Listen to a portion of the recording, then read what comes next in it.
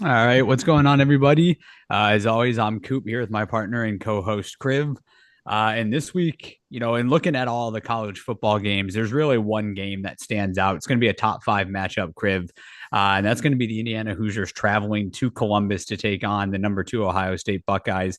As of this recording, and Ohio State won last week, so we would presume they'll still be number two, and Indiana will be top five as well in the college football playoff rankings, which are coming out this Tuesday. So I'll throw it over to you. And honestly, this game's got a lot of different storylines. So I'm interested to kind of hear your take, and then I'll give you mine as well. Yeah, I mean, this is a top five matchup, and that is crazy to say with Indiana being Yeah. the number five, number five ranked team. Five. Yeah. And I believe this is Indiana's first ever top five matchup in program history.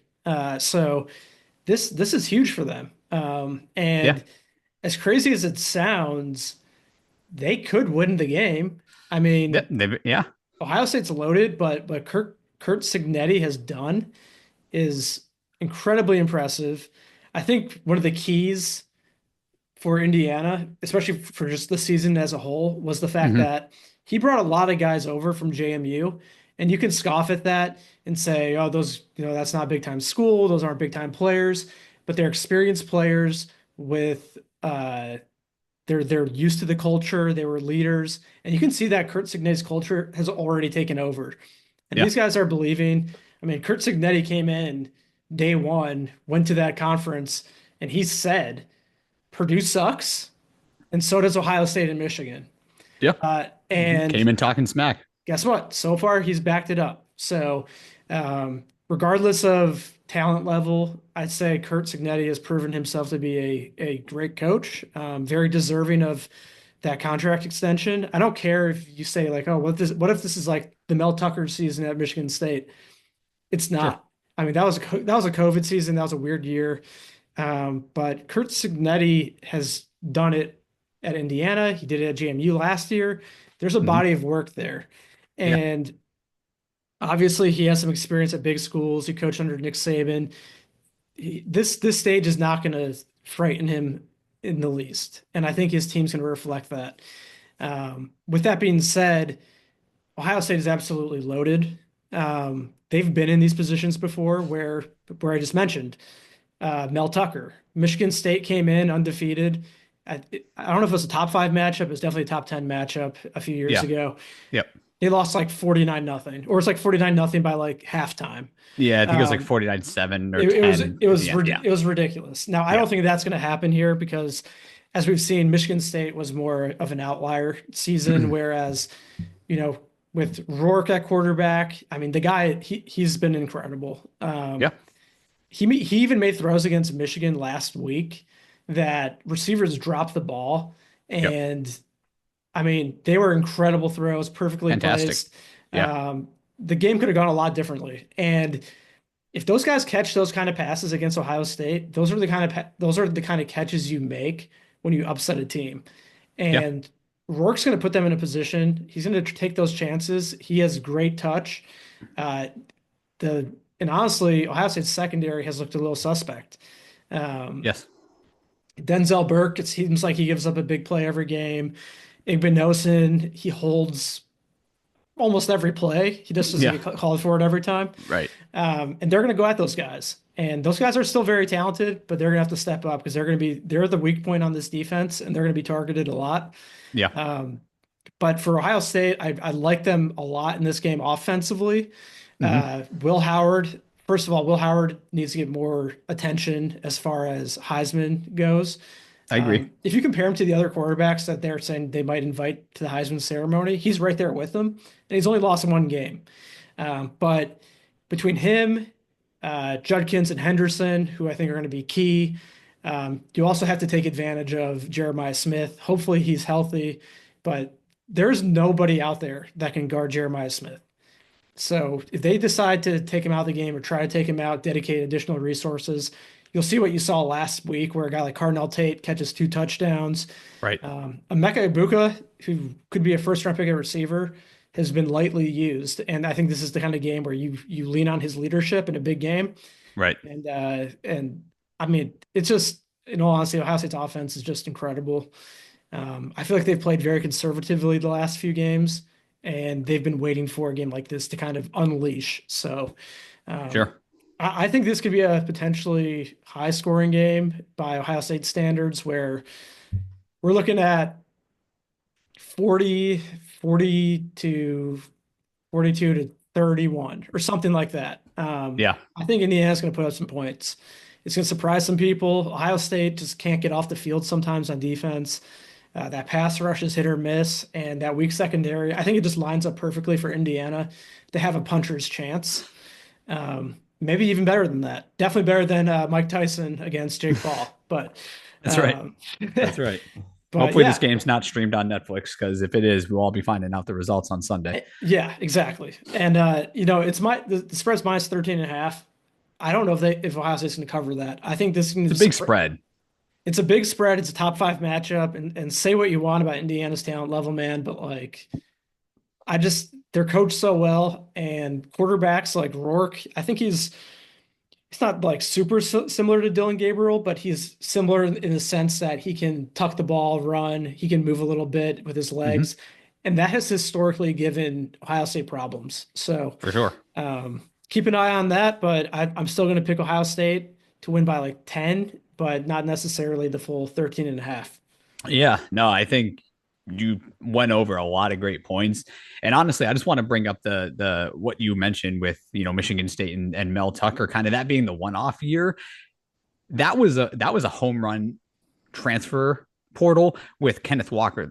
Like, Kenneth Yeah. Walker was Michigan State, right? He Yep. willed that team to, what was it, 11 wins, 11-1 in the Yeah, regular they were season. great. Yep. Like, this Indiana team is much more versatile and much more balanced overall, in my opinion. Like you mentioned it, Curtis Rourke has been really, really solid at Yeah. quarterback. And Will Howard has been great for Ohio State at quarterback. He's made some mistakes, but what quarterback hasn't, what player hasn't in college football? Like, he's made some mistakes.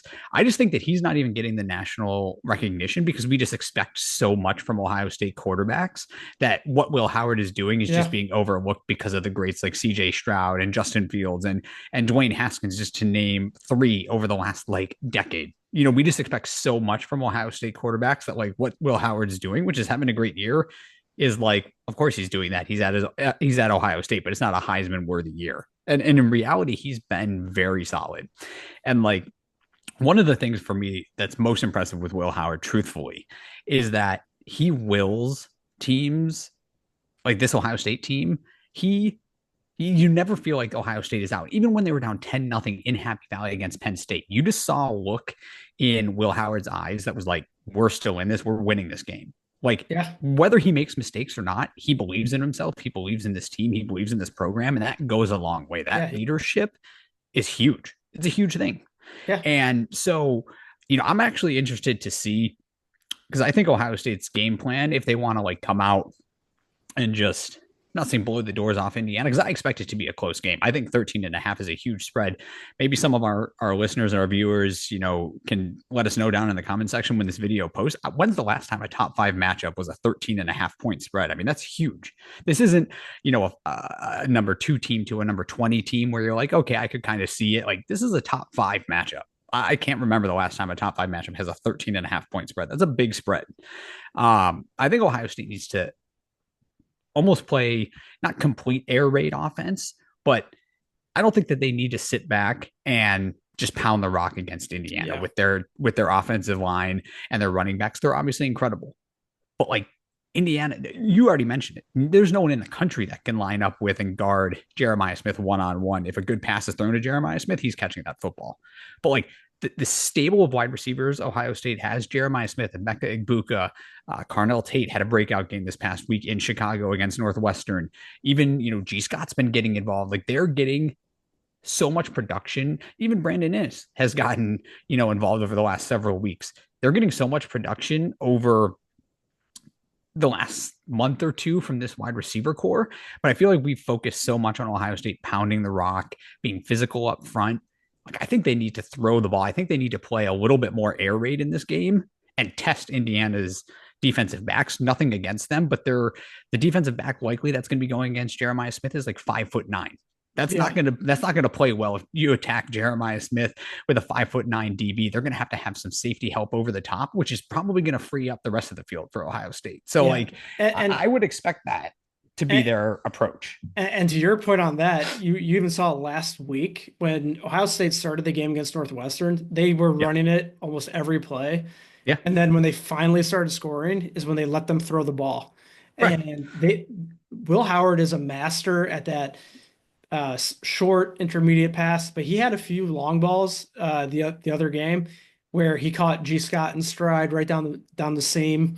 Yep. I mean, they need to unleash that, and this is the For perfect sure. opportunity to do so. And I agree. It changes their offense when Yeah. they go pass first, Yeah. as opposed to when teams just hone in and try to stop the run. They know we have two elite Right. running backs. Stop Yeah. that, and we try Yeah. to just for whatever reason Ryan Day tries to impose his will or Yeah. like, hey, we're a running team, we're going to run the ball Yep. instead of just taking what the defense is giving them Yeah. and that's going to be the pass game. And we Yeah. have NFL receivers everywhere, so Correct. do it. Well, and I think that's the thing, right? I think Ryan Day, he does focus on those comments about from past years about Ohio State being soft and not being physical up front and not being able to run the ball. And it's like you do have a stable of amazing running backs with Quinshon Judkins and TreVeyon Henderson. Your reconstructed offensive line, because of all of the injuries, has actually been pretty darn solid considering all of the major injuries you've sustained this year at that position group. But also, you have the best stable of wide receivers in all of college football. Utilize that. And it opens up the floor for the running backs. Like if you can get the passing game going, then they can't just load up the box on first and second down like you mentioned, where it's just like, okay, we're just going to load the box. You'll get 1 or 2 yards, maybe 3 yards. You find yourself in a 3rd and 5 situation. You might convert it, you might not. Like I expect Chip Kelly, like to me, Chip Kelly had one of his best games play calling wise in Happy Valley against Penn State. I thought he had some beautiful play calls Yeah. drawn up for that game. Same with the Oregon game. Obviously, that one was a 1 point loss for Ohio State, but Chip Kelly in these types of games, I feel like he starts to show the offensive genius that he is. And I expect to see more of an air raid offense from Ohio State in this game. And that'll open up the field for their running backs, which I think they're going to be a relatively balanced attack. I'm not saying they're going to be 80% pass to 20% run, but I think they need to be a little bit heavier on the pass, test Indiana's DBs, because that's exactly what Indiana is going to do to Ohio State. Like Indiana's running backs have been solid this year. Their offensive line, same thing. But Curtis Rourke has been a phenomenal quarterback Yeah. for the Indiana Hoosiers this year. And you already mentioned it. The weak part of this Ohio State defense, if there is a weak part, is the defensive backs. And specifically, and it would have been crazy to say this coming into the year because I believe he's the most experienced DB on this team, and Denzel Burke. He's the one that defenses are actively going at, almost like you would like a true freshman, where you're like, we're going to test this kid. Like they're actively going at him. He was the Yeah. one that got picked apart in the Oregon game. Granted, with him, really kind of being Ohio State's best defensive back, or what a lot of people considered to be Ohio State's best defensive back coming into the year, he's typically getting the toughest matchup. He's typically getting that team's best receiver. So of course, like, it's going to be a little bit more of a challenge for him versus like their number 3 or 4 receiver, if you're the DB covering that, that guy. But I mean, he had a very, very tough game against Oregon. And even in this Northwestern game, like he's allowed some deep balls to be caught on him. He's been out of position in a lot of situations. And it's not for a lack of talent. Like the young man's very talented. He's an incredibly talented. I don't know if it's like mental. I don't know if he just needs to like get that swagger, that confidence back. Cause I can't remember the exact quote, but he talked about it at the beginning of the year when talking about Ohio State. He's like, we got some dogs on this defense, including myself. And you haven't seen that dog mentality from him recently. And I don't know if the Oregon game is just still sticking with him, if he's unable to shake that, like what it is. But if Ohio State's going to win this game and they're going to feel confident and comfortable coming into this game, I think Denzel Burke, Igbinosa, like those DBs for Ohio State have to have great games. Like that is the key. I think we already know Caleb Downs is incredible. Cody Simon's been phenomenal this year. That defensive front is pretty darn solid. Tyler Williams is great. Like the defense overall, I don't think Indiana's going to have a lot of success running the football. I think they're going to attack the DBs. And if Ohio State's DBs step up, Indiana could be in for a tough day. If they're able to pass on Ohio State, then it could be a lot closer and a lot more uncomfortable for Ohio State than the spread would indicate. And so, I'm with you. I'm taking Ohio State in this game, but for me, it's really interesting because you came out of that Oregon game where Ohio State lost by 1 point on the road in Eugene, one of the most hostile environments in the country.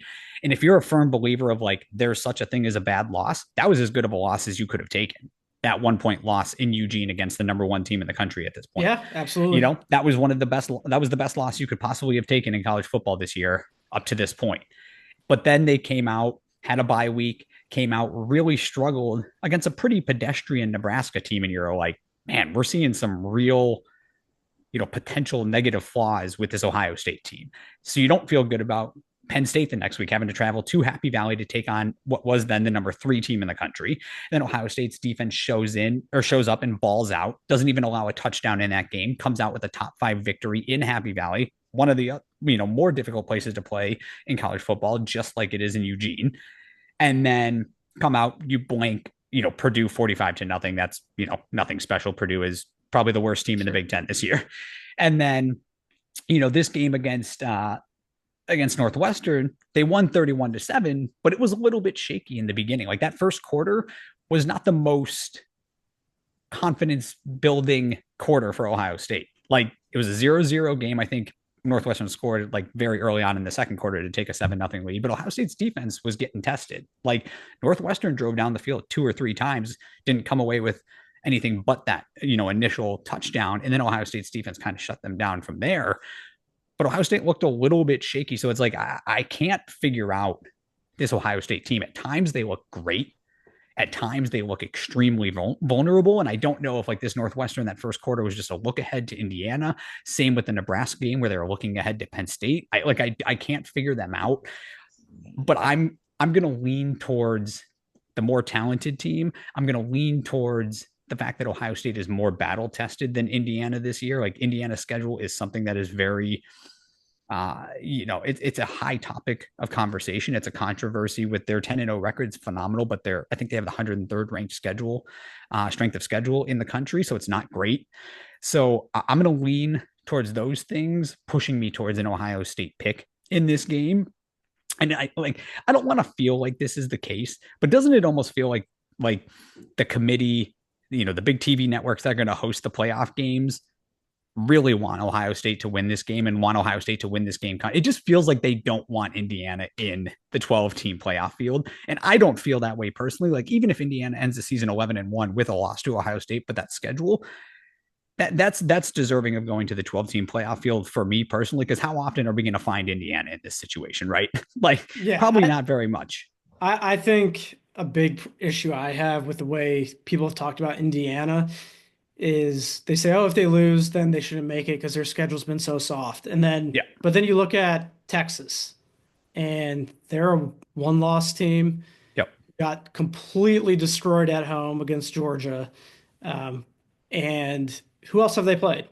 Right. The best one's Oklahoma. And we thought it was Michigan, but Michigan's a 5-5 team, so we know Michigan's not any good anymore. I agree. And if you look back at the game against Michigan, it took Texas until sometime in the second half to pull away from them. Yeah. It was a close competitive game. Right. And I think it's just the classic SEC bias, and the SEC would rather have a 2, even 3-loss Georgia, Alabama, whoever make it over a 1-loss Indiana.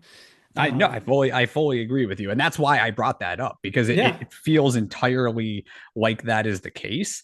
And there is brand bias, and there's brand bias for a team like Ohio State too. You know what I mean? It's not just, the Alabamas and the Georgias of the world. If Ohio State, I don't care if Ohio State had the 103rd ranked strength of schedule in the country. If they had Indiana's schedule, they were 10-0, and Oregon didn't have some marquee win, aka Ohio State, in this year, Ohio State's probably ranked the number 1 team in the country in these college football playoff rankings, 2 at the very worst. So, and Indiana's, granted, they're in there, they're number 5, but it just feels like if Indiana doesn't win this game, or certainly if they lose a close game, I think that they still make it. But if they lose this game, then they're not going to go to the Big Ten championship. So they're not going to have that 13th data Yeah. point. They're going to have that weak strength of schedule. They're not going to have the big brand name that Ohio State, Alabama, Georgia has. It feels like the committee is kind of hoping that that's the case so that they can not have Indiana in there, which I think is a shame because I think Curt Cignetti and this Indiana program have done a phenomenal job. They deserve in terms of if they're one loss a heck team, of a season. they deserve it over some of these two loss SEC teams. I mean, people say, oh, well, look, the SEC is a tougher conference and all this. And you look at all the top teams in the SEC, and they've all lost to subpar teams. I mean, Alabama lost to Vanderbilt. And believe me, Vanderbilt has had a good year, and they've been borderline upset against even Texas. But at some point, is maybe they're just not as good as they typically are, and we're just using brand bias. And Indiana doesn't have a brand. You don't think of football when you think of Indiana, you think of basketball.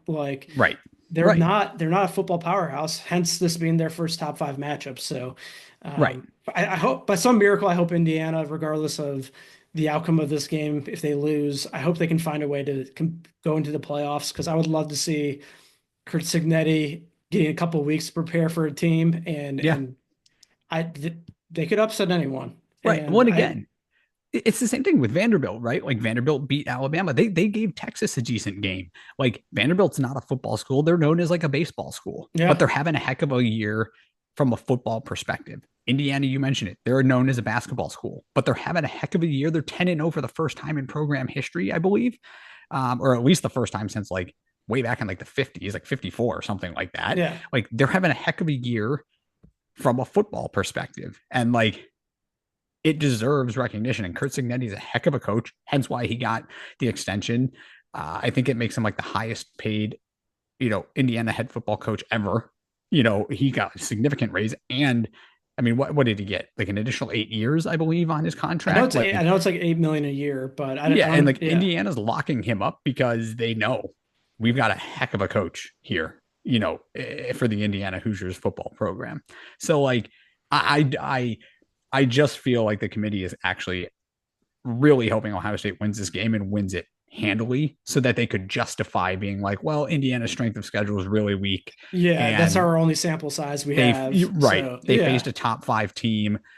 They got the doors blown off of them. They don't deserve to be in the top 12, which should not, like, those two things are not synchronous to me. Like, it should not, Indiana loses this game or even they lose it handily, they're just instantly out of the 12-team playoff. They end the year 11-1, which I think their last game is against Purdue or it's against a team that they should beat. I can't remember who it is. Maybe Penn State plays Purdue in the last week. It might be Purdue. But like whoever it is, like they're likely to end 11-1 if they lose this game to Purdue. Ohio State. It's Purdue. Yeah. So they're going to end 11-1 if they lose this game to Ohio State. They'll beat Purdue. That to me is very deserving of making the 12-team playoff, especially because we have so much parity in college football this year. Like there's not one team. I know Oregon is the number 1 team in the country, and deservedly so. They've got the best win in college football right now over number 2 Ohio State, but they didn't look great against Wisconsin this past week. So there's not one dominant team. So I just wanted to kind of put that in there. Like I would keep Indiana in, despite, even if they lose this game against Ohio State, which who knows what's going to happen. But really good chatting tonight. Guys, always appreciate anyone that listens in. Drop a like, leave a comment down below, a subscription. We'd love to hear from you. We'd love to continue to grow the channel. We did a video, our first ever video recording tonight. We're going to make this a staple moving forward so you guys can kind of see who the 2 people are behind the channel and interact with you guys. So until then, we'll see you guys later.